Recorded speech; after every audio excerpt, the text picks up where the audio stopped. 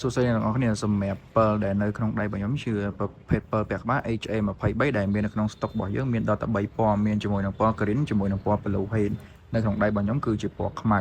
ហើយសម្រាប់ពិលមួយនឹងផងដែរការប្រើប្រាស់ថ្មរបស់វាប្រើបានទៅដល់ពីរប្រភេទយើងអាចប្រើជាប្រភេទថ្មធម្មតាប្រភេទអត់សាកថ្មយើងធម្មតាក៏បានប្រភេទថ្មសាកក៏បានដែរគ្រាន់ថាចំណុចដែលវាខុសគ្នាទៅលើថ្មសាកហើយថ្មអត់សាកធម្មតារបស់យើងទៅលើកម្លាំងម៉ោងមានន័យថាម៉ោងរបស់វាប្រភេទថ្មសាកវាប្រើបានយូរជាងឥឡូវយើងមកបើកប្រអប់របស់វាទាំងអស់គ្នាន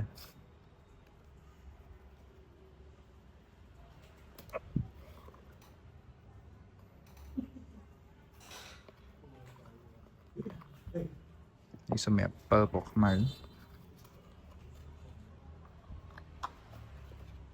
នៅខាងក្នុងនេះវាឲ្យជាប្រភេទ accessory មកបន្ថែមទៀតមានថ្មហើយជាមួយនឹង clip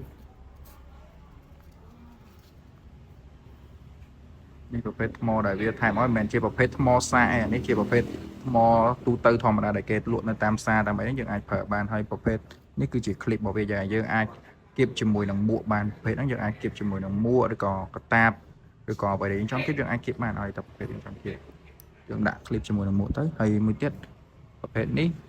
នៅលើអក្សរ Nikon របស់វានេះគឺជាចំណាំងផ្លាកមួយពេលដែលមានពលឺភ្លើងឡានភ្លើងអីជះមកចំអក្សរ Nikon ទៅវានឹងភ្លឺហើយនឹងក៏វាជាចំណុចសំខាន់នៅលើពិលមួយដែរដែលវាខុសពីពិលដែលលក់ទៅតាមផ្សារហើយ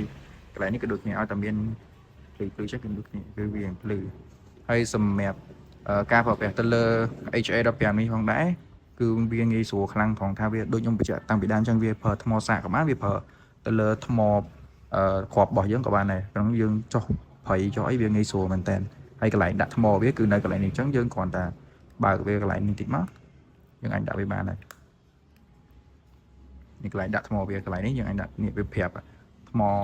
សាកអានេះថ្មគ្រាប់អញ្ចឹងអានេះជាប្រភេទថ្មសាករបស់វាដែលខ្ញុំមានលក់ជាប្រភេទថ្មរបស់ Nikon ផ្ទាល់ហ្មងហើយនេះគឺជាប្រអប់វាប្រអប់លឿងហ្នឹងជាប្រអប់ថ្មសាកអញ្ចឹងឥឡូវយើងមកមើលពីថ្មសាកទាំងអស់គ្នា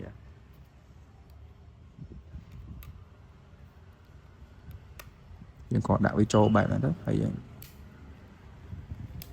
ហើយសម្រាប់ការប្រើប្រាស់ទៅលើពិលមួយហ្នឹងផងដែរគឺងាយស្រួលខ្លាំងមែនតើហើយចំណុចពិសេសរបស់ពិលហ្នឹងគឺ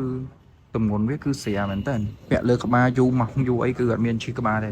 ពាក់2ម៉ោង3ម៉ោងអីរត់ហាត់ប្រាណហ្នឹងក៏អត់អីដែរនេះចុះខេតច្រើនហ្នឹងត្រូវចាំបាច់ប្រើប្រភេទពិលពាក់ក្បាលហ្នឹងវាស្រួលអត់ចាំបាច់កាន់ដៃហើយសម្រាប់ការប្រើប្រាស់របស់ពិលមួយហ្នឹងយើងគ្រាន់តែចុចទៅលើបេតុងបើកមួយនេះមកហូលវាបន្តិចមកគឺវានឹងលោតពលឺហើយហើយនេះវាមានពលឺដល់តែ3គឺពលឺដូចប្រភេទពលឺថ្ងៃអានេះសសតុននេះចឹងតែវាមាន3អានេះពលឺដូចថ្ងៃហើយសហើយបែបសតុនជាងភ្លឺសតុនហើយបើកកម្រិតពលឺវាយើងអាចបើកបាន3កម្រិតបន្ថែមទៀតហើយចំណុចពិសេសរបស់ពិលមួយទៀតផងដែរវាមាន emergency សម្រាប់ emergency នៅលើពិលមួយហ្នឹងយើងគ្រាន់តែចុចនៅលើបេតុង mode របស់វាដែលចិត្តបេតុងបិទបើកហ្នឹងមកយើងទឹក hold វាឲ្យជាប់ដូចជា2 second 2 second វានឹងលោតពលឺមកហើយចំណុចយើងបិទម្ដងទៀតឲ្យមើលយើងចុចបិទមកហើយយើងចុច hold វានៅលើបេតុង mode នេះ2 second វានឹងលោតភ្លើងមកហើយយើងអាចសេរីពលឺវាបានទៅលើការប្រើប្រាស់ទៅលើពលឺ emergency ហើយមួយទៀតសម្រាប់ប្រភេទពិលហ្នឹងដែរក៏យើងអាចចាក់ lock ពិលហ្នឹងហ្មងដែរបើសិនដាក់ក្នុងកាបូបក្នុងអីខ្លាចវាបើកឬក៏អីខ្លួនឯងអញ្ចឹងយើងអាចចាក់ lock វាបានកន្លែងចាក់ lock របស់វាយើងគ្រាន់តែ hold បេតុង mode ហើយជាមួយនៅបេតុង lock ចំនួនបេតុងបិទបើកនេះចំនួន2 second ទៅឬក៏4-5 second ទៅវានឹងវាលោតភ្លើង4ដងបែបនេះគឺមានន័យថាវានេះហើយបើយើងចង់ដោះ lock របស់វាវិញយើងគ្រាន់តែ hold វាឲ្យជាប់វិញទៅមកសន្ទុះទៅវានឹងបើកវិញនេះសម្រាប់ពលឺរបស់វា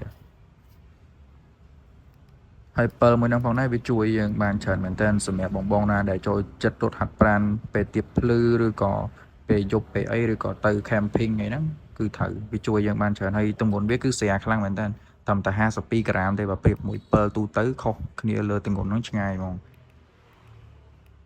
ហើយថ្មវាក៏កាន់បានយូរដែរបើសិនជាយើងប្រើពលឺមកល្មមហើយមួយទៀតពិលមួយហ្នឹងវាងាយស្រួលថាបើយើងដាក់ចូលនៅក្នុងអាថង់នេះគឺអាថង់នេះក៏វាមានប្រយោជន៍របស់វាមួយដែរយើងបើកពលឺមកហើយយើងដាក់ចូលទៅក្នុងថង់មួយនេះទៅអានេះយើង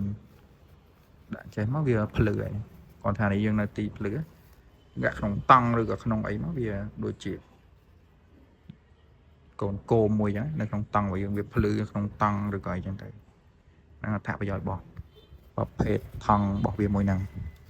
ចឹងសម្រាប់ពើទាំងអស់យើងមាន3ពណ៌អញ្ចឹងបើសិនជាបងត្រូវការពណ៌មួយណាអាចធ្វើការកម្មង់ពីយើងឥឡូវទៅបានយើងមានក្នុង stock ក៏អត់សូវច្រើនគ្រាប់ដែរ